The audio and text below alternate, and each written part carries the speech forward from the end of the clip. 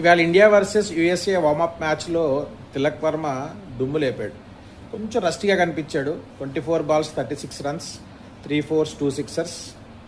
అతని range of game కాకపోయినా but after long time వచ్చి T20 క్రికెట్ వరల్డ్ కప్ ముందర ఆడిన అతను కొంచెం బెటర్గానే కనిపించాడు.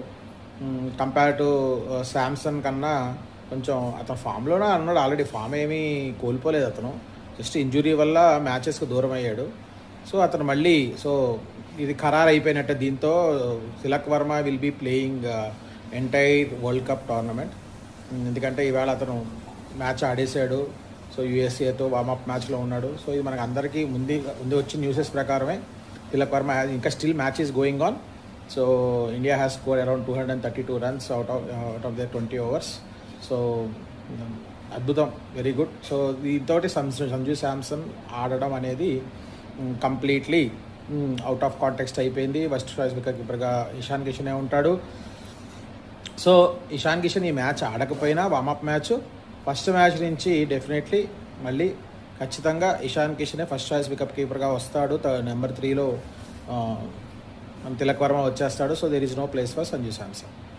ఇక్కడ అండర్-19 వరల్డ్ కప్ దగ్గరికి వస్తే Pakistan, when you cannot win the match at least you qualify for the rest of the tournament.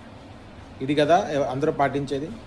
So Pakistan ఏంటంటే అత్యుత్సాహంతో ఎలాగైనా ఇండియాతో గెలిచేయాలి అనుకుని జస్ట్ ఒక 35 ఓవర్స్లో ఒక రిక్వైర్డ్ స్కోర్ వాళ్ళు కనుక రీచ్ అయితే డెఫినెట్లీ వాళ్ళు క్వాలిఫై అవుతారు. కానీ వాళ్ళు క్వాలిఫైర్ కోసం ట్రై చేయకుండా మేము మ్యాచ్ ఇండియా అయితే మ్యాచ్ ఇండియాతో గెలవాలి, లేదా టోర్నమెంట్ నుంచి వెళ్ళిపోయినా పర్లేదు.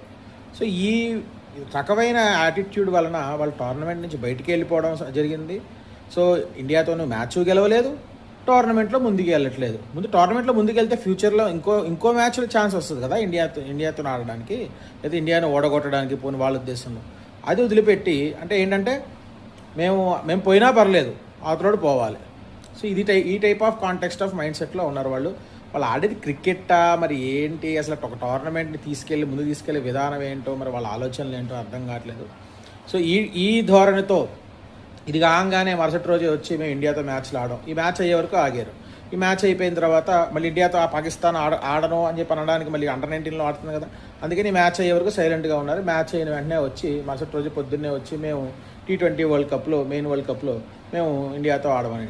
ఏంటి డ్రామాలా? ఏం డ్రామాలు ఇవి? So Pakistan is not doing right, it is not in the right path right.